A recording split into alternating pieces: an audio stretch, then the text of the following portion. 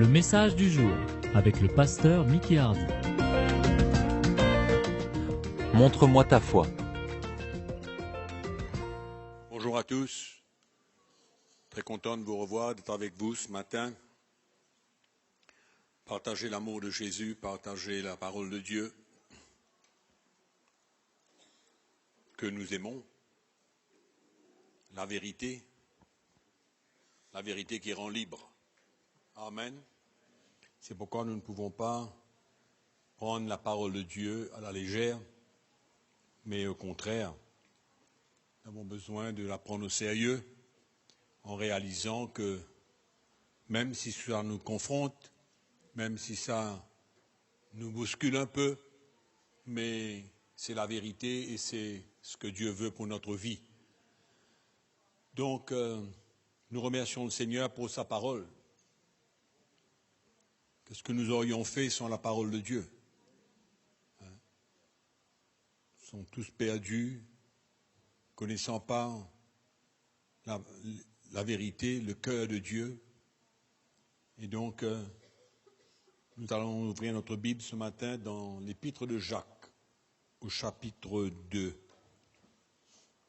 Nous allons parler ce matin de la foi.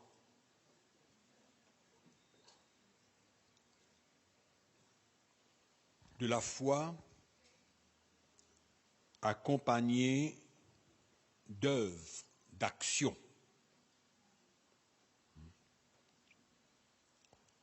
Au verset 14, nous lisons attentivement et nous écoutons attentivement la parole de Dieu. Mes frères, que sert-il à quelqu'un de dire qu'il a la foi s'il n'a pas les œuvres? Cette foi peut-elle le sauver? Si un frère ou une sœur sont nus et manquent de la nourriture de chaque jour, et que l'un d'entre vous leur dise « Allez en paix, chauffez-vous, rassasiez-vous », et que vous ne leur donniez pas ce qui est nécessaire au corps, à quoi cela sert-il? Il en est ainsi de la foi. Si elle n'a pas les œuvres, elle est morte en elle-même. Mais quelqu'un dira, toi tu as la foi et moi j'ai les œuvres. Montre-moi ta foi sans les œuvres et moi je te montrerai la foi par mes œuvres. Tu crois qu'il y a un seul Dieu? Tu fais bien. Les démons le croient aussi et ils tremblent. Les démons croient qu'il y a un Dieu, mais ils sont contre Dieu. C'est pourquoi ce n'est pas suffisant de croire. Il faut que cette foi que nous avons soit accompagnée par une action qu'on appelle une œuvre. Que nous allons voir la différence entre une bonne œuvre pour essayer de se justifier, pour essayer de trouver grâce auprès de Dieu, pour essayer d'avoir le salut. Ce n'est pas la chose que nous allons parler, mais nous allons faire quand même la différence. Veux-tu savoir, ô homme vain, que la foi sans les œuvres, elle est inutile? Abraham, notre père, ne fut-il pas justifié par les œuvres lorsqu'il offrit son fils Isaac sur l'autel? Tu vois que la foi agissait avec ses œuvres et que par les œuvres, la foi fut rendue parfaite. Ainsi s'accomplit ce que dit l'Écriture. Abraham crut à Dieu et cela lui fut imputé à justice et il fut appelé ami de Dieu. Vous voyez que l'homme est justifié par les œuvres et non par la foi seulement. Rahab, la prostituée, ne fut-elle pas également justifiée par les œuvres? Lorsqu'elle reçut les messagers et qu'elle les fit partir par un autre chemin, Comme le corps sans esprit est mort, de même la foi sans les œuvres est morte. Amen. Voilà un texte important pour nous, pour comprendre bien que si nous déclarons que nous avons la foi et que cette foi n'est pas accompagnée par une action, une œuvre, qu'on appelle une œuvre, une action, ben elle est morte, elle est inutile.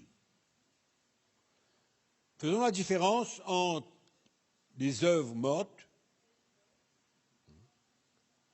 Quand j'étais dans la religion, je faisais des œuvres mortes pour essayer de trouver faveur devant Dieu, ou même croire qu'à travers les œuvres, je serai sauvé. Mais l'apôtre Paul nous le dit bien clairement dans Éphésiens chapitre 2, le verset 8. Il nous dit, car c'est par la grâce que vous êtes sauvés, par le moyen de la foi. Et cela ne vient pas de vous, c'est le don de Dieu. Ce n'est point par les œuvres afin que personne ne se glorifie. Ce n'est point par les œuvres. Et là, le mot œuvre ici veut dire de bonnes actions. De bonnes actions. Essayer de faire quelque chose de bon pour recevoir le salut, pour être sauvé, pour être justifié par Dieu. Donc ça, ce n'est pas ce que l'apôtre Jacques est en train de parler.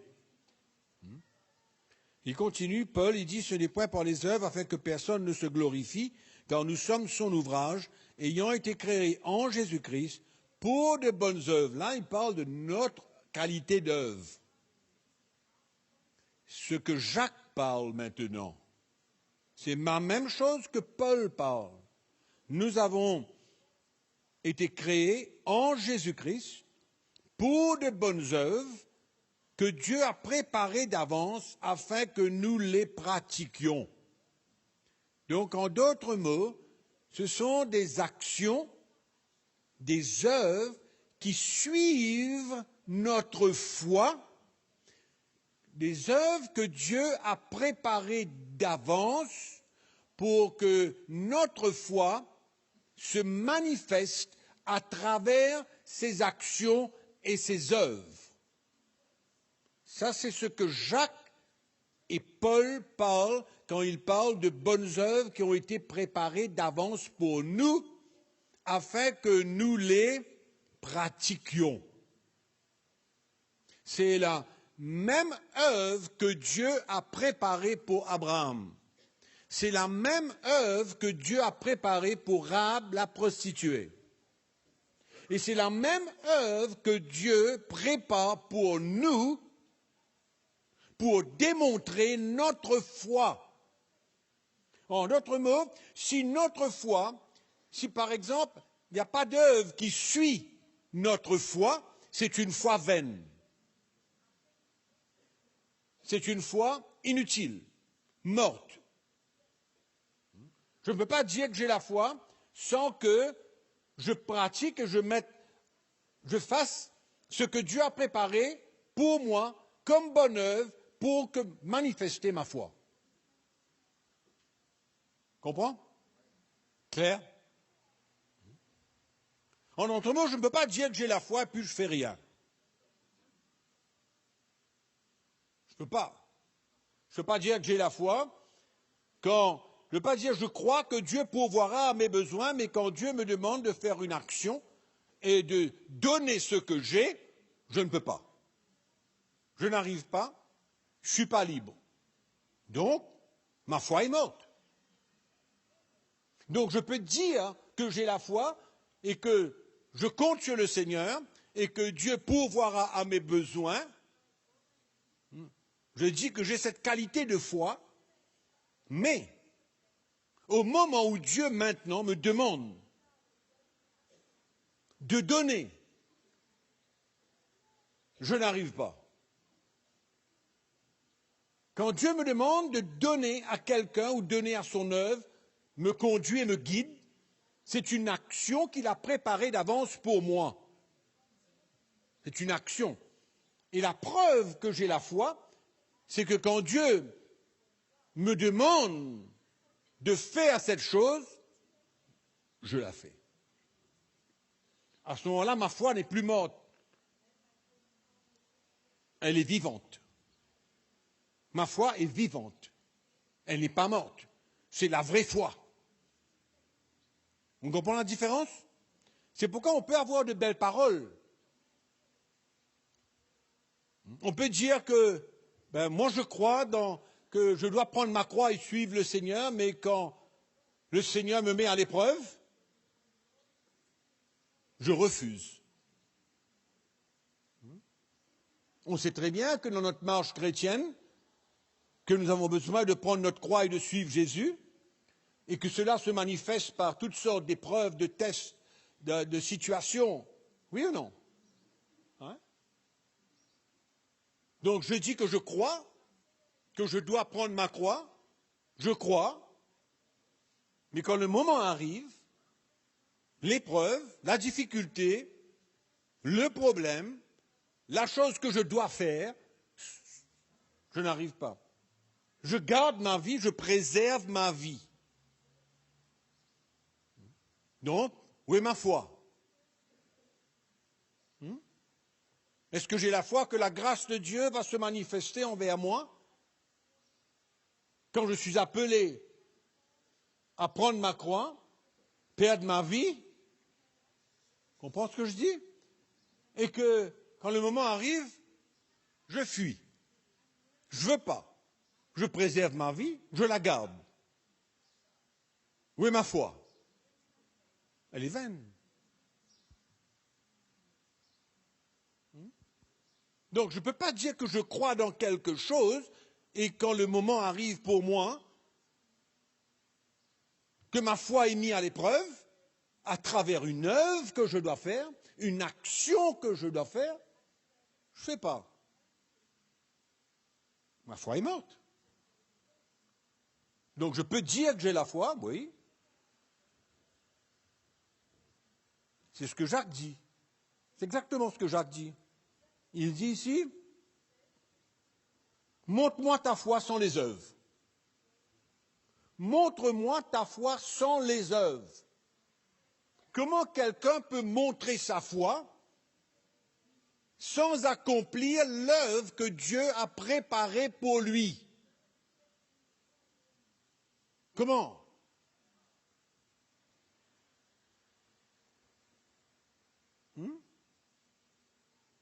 C'est la même chose.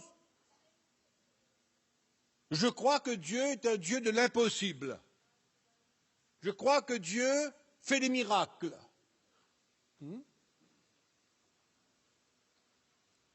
Et quand Dieu me demande de prier pour quelqu'un, d'aller, de le servir, de le faire confiance,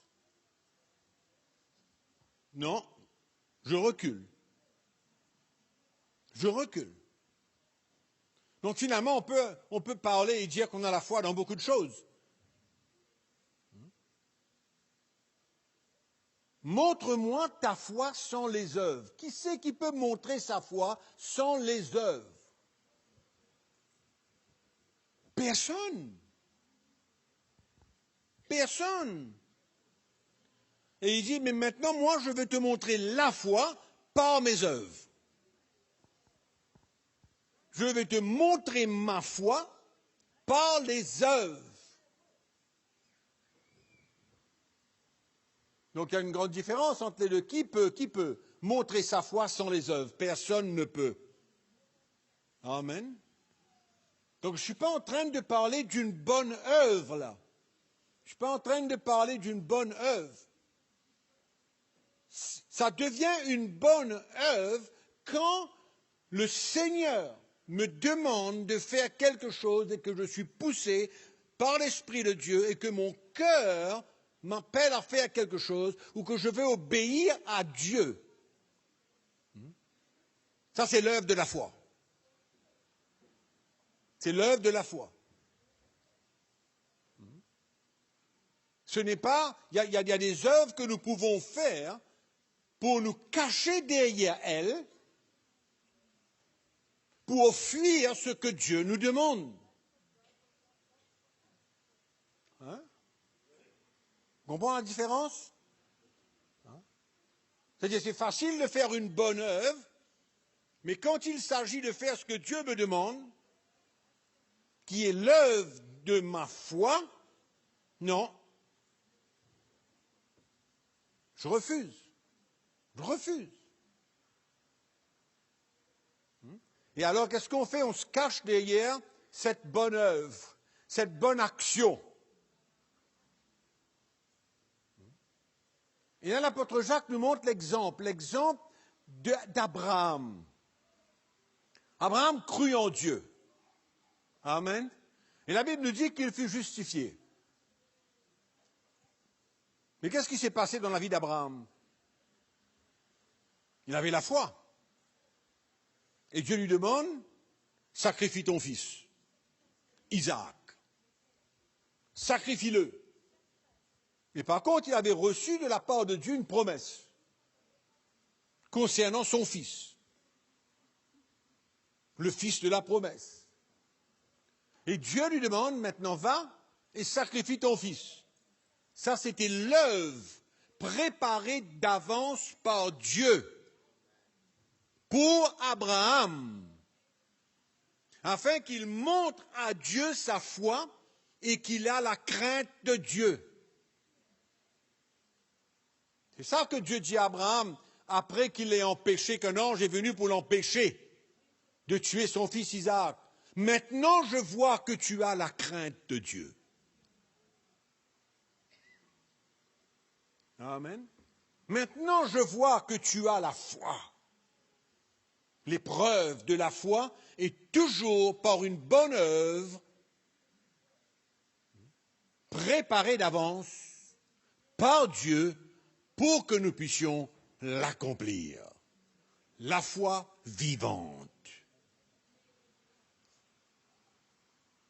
Amen. Clair. Donc, mes frères et sœurs, qu'est-ce que je viens de dire? C'est que Dieu prépare des choses pour nous. Nous sommes dans la foi, nous avons la foi. Et souvent, les choses que Dieu prépare d'avance pour nous ne sont pas trop plaisantes. Mais pour démontrer notre foi, il nous faut accomplir cette œuvre. Et elle est une œuvre quand on marche en obéissance à ce que Dieu nous demande. Ça, c'est la foi et les œuvres. Amen. Ça, c'est la foi et les œuvres. Rahab la prostituée, c'était pareil. Cette femme qui habitait Jéricho, Josué avait envoyé 2 espions pour visiter le pays. Et cette femme avait entendu dire que le Dieu du peuple d'Israël avait fait des grands miracles pour ce peuple. Et que toute la région avait peur de ce peuple, de ce Dieu qui était avec ce peuple. Et quand les 2 espions sont partis, Rahab, la prostituée, les a protégés. A ouvert sa maison, il les a cachés, elle les a cachés, pour que le peuple ne les tue pas. Et là, il y a eu un contrat entre eux. Et nous connaissons que comment, quand le peuple d'Israël est rentré à Jéricho, il fallait que cette femme puisse attacher le cordon du fil cramoisi sur sa fenêtre, la fenêtre par laquelle elle avait libéré ces 2 espions. Et que quand le peuple d'Israël allait prendre Jéricho, cette femme, son père, sa mère, ses frères, ses sœurs, sa famille seraient sauvés.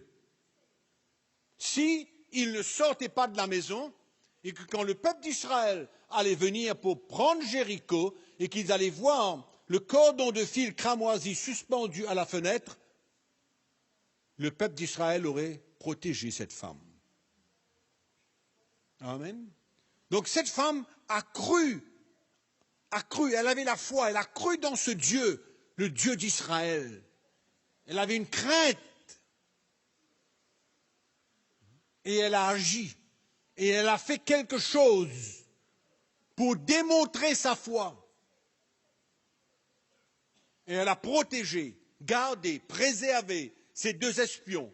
Et leur a dit, prenez le chemin de la montagne, restez-y pendant 3 jours, attendez que ceux qui vous cherchent retournent chez eux, et puis vous retournerez. Amen. Et nous savons que quand le peuple d'Israël est rentré à Jéricho, la femme a été sauvée avec toute sa famille. Hein? C'est merveilleux.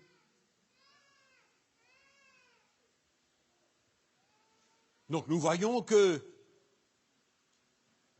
la foi doit toujours être accompagnée d'une œuvre, d'une action, préparée d'avance par Dieu afin que nous puissions les accomplir. Amen. Et ce genre d'œuvre est considéré comme une bonne œuvre. Amen. Parce qu'elle manifeste notre foi. Elle démontre notre foi. Une obéissance à Dieu pour répondre à son appel, pour accomplir l'œuvre qu'il a préparée d'avance. Donc ça n'a rien à voir avec simplement aller faire quelque chose de bon. C'est bon, il n'y a pas de problème. Mais là, nous sommes en train de parler de la bonne œuvre qui suit la foi. Et la foi doit pouvoir se démontrer, doit pouvoir se manifester. Elle ne se manifeste pas, elle n'est pas utile, elle est morte, à moins que nous accomplissions l'œuvre. Comme Abraham. Comme Abraham. Pareil. Abraham a cru. Et Dieu lui a dit, va, il est parti. Donc, sa foi était réelle. Amen. Sa foi était réelle. Et pour nous tous, mes frères et sœurs, nous tous, dans notre marche chrétienne, le Seigneur éprouve notre foi. Comment? Par des œuvres qu'il nous demande d'accomplir. Hein? Par des œuvres qu'il nous demande d'accomplir. Même l'exemple que l'apôtre Jacques nous donne. Si tu vois quelqu'un, ton frère, dans le besoin, il est nu, il n'a pas de nourriture, il a un grand besoin. Et tu lui dis, ah ben, va, rassasie-toi, et parle. Le Seigneur s'occupera de toi. Mais toi, tu ne fais rien. Mais où est l'œuvre qui doit suivre ta foi? Où est l'œuvre qui doit se manifester et qui montre que notre foi est réelle, qui montre que notre foi, elle est vivante, elle n'est pas morte. Et mes frères et sœurs, nous sommes confrontés dans notre vie chrétienne souvent par des œuvres que Dieu nous demande de faire. Des actions, comme Abraham, comme Rahab, et plein d'autres encore. Nous sommes tous appelés, d'une manière ou d'une autre, à accomplir cette œuvre. Quand nous prenons notre croix et que nous suivons Jésus, combien de fois par jour nous sommes appelés à mettre en œuvre ce que nous croyons? Oui ou non? Combien de fois nous sommes appelés à mettre en œuvre, faire ce que nous croyons? Et quand nous faisons ce que nous croyons, de ce que Dieu dit, de ce que Dieu nous demande, là on peut dire, j'ai la foi. Ma foi est réelle. Amen. Ma foi est réelle. Elle est vivante. Elle n'est pas morte. Donc c'est très important pour nous de comprendre la différence entre de faire une bonne action, comme ça, c'est bien, c'est mon cœur qui me pousse à faire quelque chose de bien pour quelqu'un. C'est bien, c'est très bien. Mais il y a des moments où Dieu a déjà préparé quelque chose de précis, de spécifique. Et il nous met dans cette situation, il nous place dans cet environnement et il nous demande de faire quelque chose de spécifique. Et c'est là le défi, c'est là le challenge, c'est là où nous avons besoin de démontrer notre vraie foi, vivant. On a confiance en Dieu, dans sa grâce, confiance en lui, et on fait ce qu'il nous demande. Amen. Et donc, en d'autres mots, ce n'est plus une foi qui est morte. C'est juste pas une parole. Non. Regardez ce que Jacques dit dans le chapitre 1er. Regardez ce qu'il dit. Le verset 22. L'apôtre Jacques nous dit, mettez en pratique la parole et ne vous bornez pas à l'écouter en vous trompant vous-même par de faux raisonnements. Car si quelqu'un écoute la parole et ne la met pas en pratique, il est semblable à un homme qui regarde dans un miroir son visage naturel et qui, après s'être regardé, s'en va et oublie aussitôt comment il était. Mais celui qui aura plongé les regards dans la loi parfaite, la loi de la liberté, et qui aura persévéré, n'étant pas un auditeur oublieux, mais se mettant à l'œuvre, celui-là sera heureux dans son activité. Amen.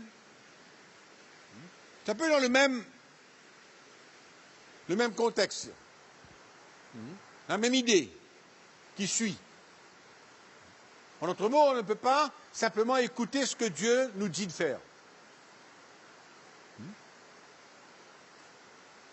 Et souvent, quand Dieu nous demande de faire quelque chose, il y a toujours un prix à payer. Toujours sortir un peu de notre route. Il nous demande de faire au-delà de ce que nous faisons normalement. Ça nous met au défi, ça confronte notre propre état, non? Comme ça? Et si nous voulons démontrer notre foi, on ne peut pas se retenir. Mais plutôt, nous sommes appelés à répondre à ce challenge, répondre à ce défi et marcher dans l'obéissance. Dur, difficile, brisement et tout. Et c'est là où on démontre notre vraie foi. C'est là où on démontre une foi vivante. Pourquoi la chrétienté, souvent, on ne peut pas dire que c'est une connaissance biblique. Je connais la parole de Dieu, je suis un théologien, je connais tout ce que ça dit, mais ça ne veut pas dire que tu as la foi parce que tu es un théologien. Ça ne veut pas dire que tu as la foi même si tu crois dans tout ce qui est dit dans la parole de Dieu. Les démons croient en Dieu. Ça ne veut pas dire que tu as la foi. Si tu crois tout ce que la Bible dit.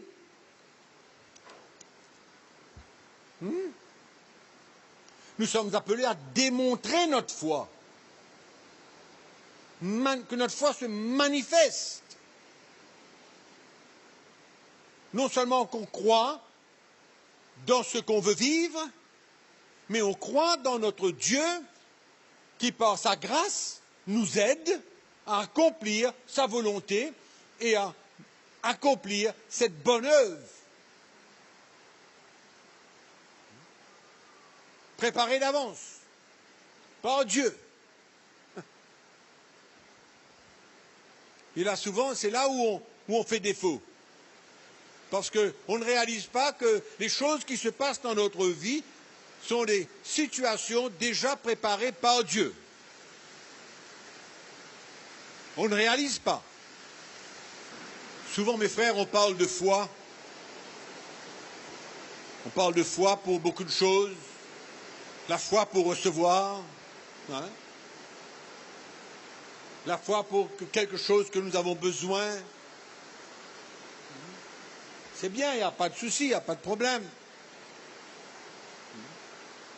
Mais la vraie foi, c'est celle où nous sommes confrontés, où nous avons à obéir, où nous avons à sortir de notre route pour accomplir ce que Dieu veut.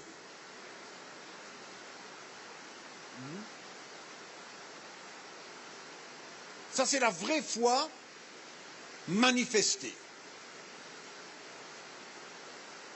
vivante.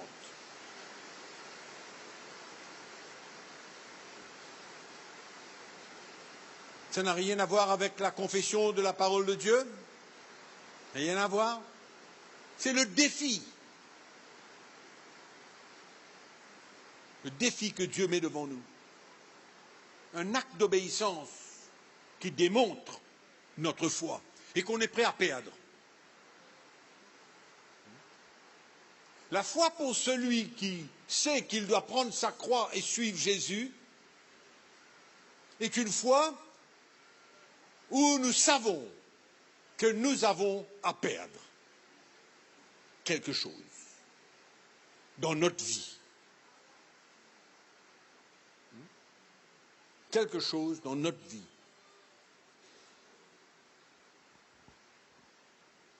Et c'est là où souvent où ça nous arrête. On lutte. Ce matin, moi, je veux vous encourager à vivre dans une foi vivante. Pour nous tous. Nous tous. Et c'est tellement clair de l'apôtre Jacques. Tellement clair.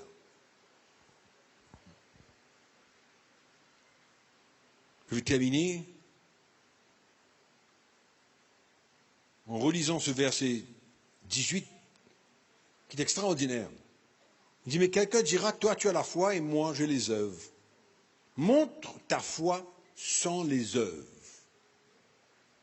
Non mais réalise un peu ce qu'il est en train de dire là. Montre ta foi sans les œuvres. Tu ne pourras pas me montrer. Ce n'est qu'une parole que tu déclares. Mais par contre, moi, je te montrerai la foi par mes œuvres. La foi par mes œuvres. Amen. Donc, mes frères et sœurs, on ne peut pas éviter les défis, les œuvres que Dieu place devant nous. Il faut arrêter de réfléchir et de marcher selon notre cœur, en écoutant la parole de Dieu et la voix de Dieu, qui nous montre les choses que nous avons besoin de faire. Oui, il nous montre, il nous conduit. C'est une marche d'obéissance. Comme Abraham, du reste, il a obéi. Il a obéi avec une foi dans son cœur. Extraordinaire quand vous pensez cette foi qu'animait le cœur d'Abraham. Isaac, c'était le fils de la promesse. Tout était en Isaac. toute la promesse de Dieu, tout ce que Dieu avait dit, se trouvait dans le Fils. Et d'avoir à monter sur la montagne et tout préparer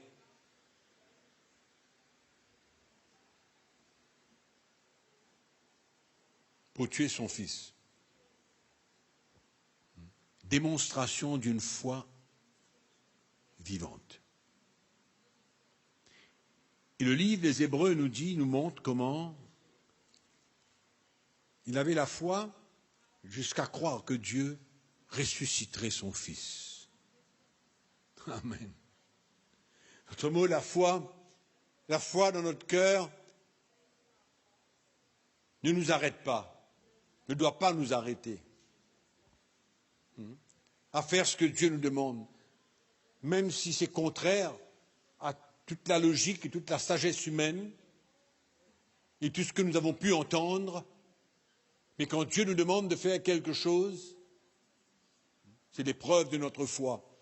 Et l'apôtre Jacques, pour terminer, je vais lire ce verset dans le chapitre 1er, au verset 2, nous connaissons tous ce verset. Il dit, mes frères, regardez comme un sujet de joie complète les diverses épreuves auxquelles vous pouvez être exposés. Des épreuves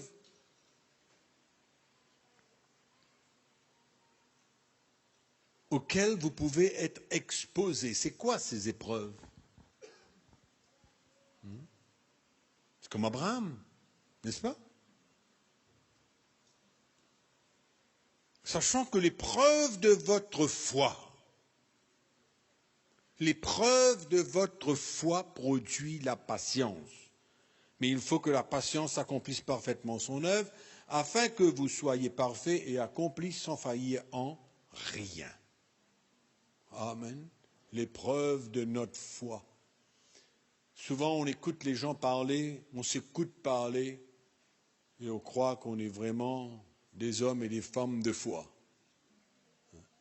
Mais c'est quand l'épreuve vient, quand le test vient, c'est là où vraiment nous allons voir et découvrir l'état de notre foi. Comment est notre foi? Moi, je veux qu'on puisse s'encourager ce matin et réaliser que notre dépendance sur le Seigneur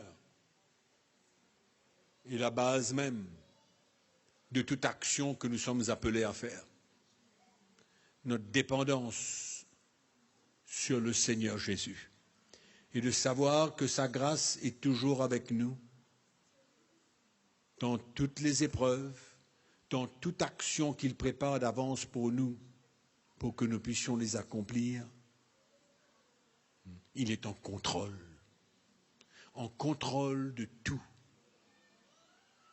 Combien d'entre nous passent par des moments difficiles dans la vie et que nous savons que nous avons besoin de faire quelque chose.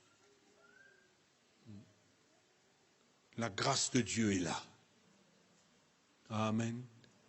Tout peut paraître ténébreux, mais il y a une grâce spéciale qui est toujours là pour nous, dans toutes circonstances, dans toute situation. Amen.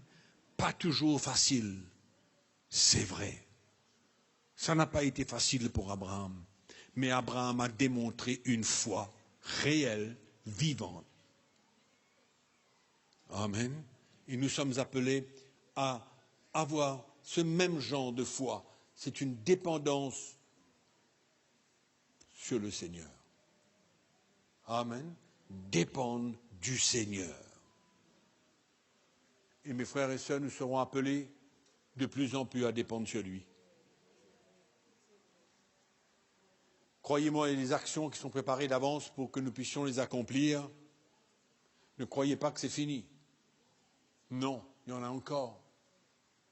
Il y en a encore.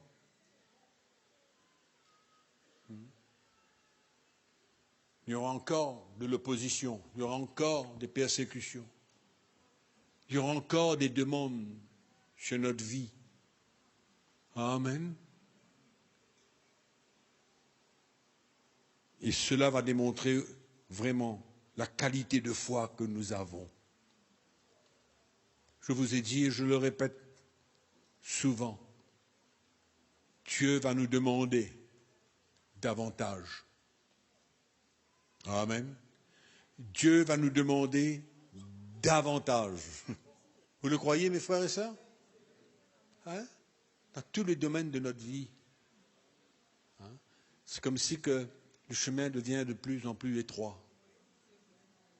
Hein? De plus en plus étroit. Pourquoi notre foi a besoin d'être réelle, vivante? Ça ne demeure pas un langage. Ça ne demeure pas simplement une croyance comme ça.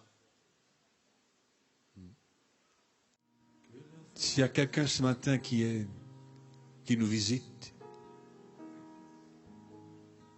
et qui dans son cœur ressente le besoin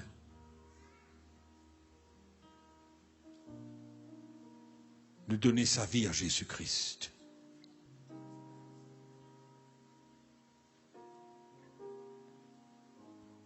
il sait qu'il a besoin de Jésus aujourd'hui.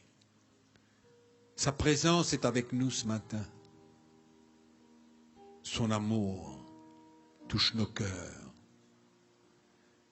Et s'il y a quelqu'un qui voudrait qu'on prie avec lui,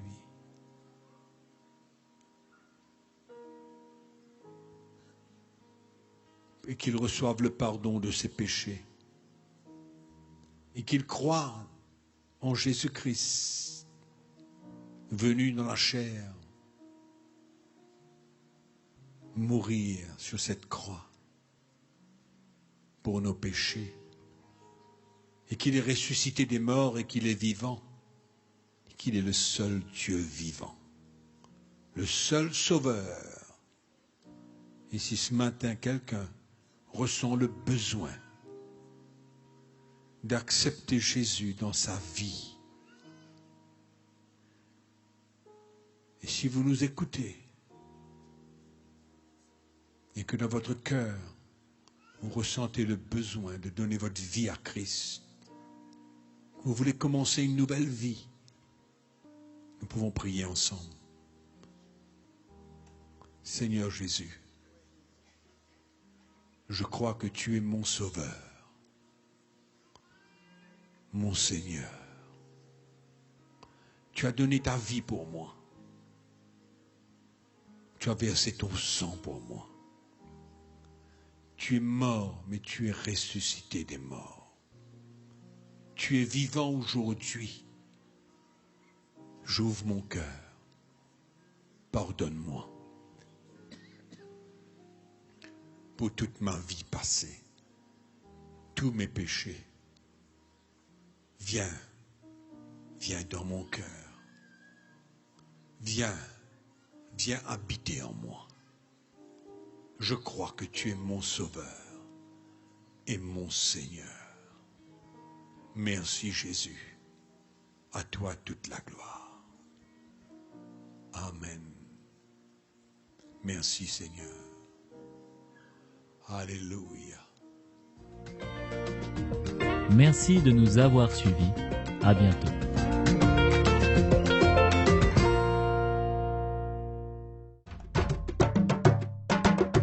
Pour plus d'informations, visitez le www.ctmi.org.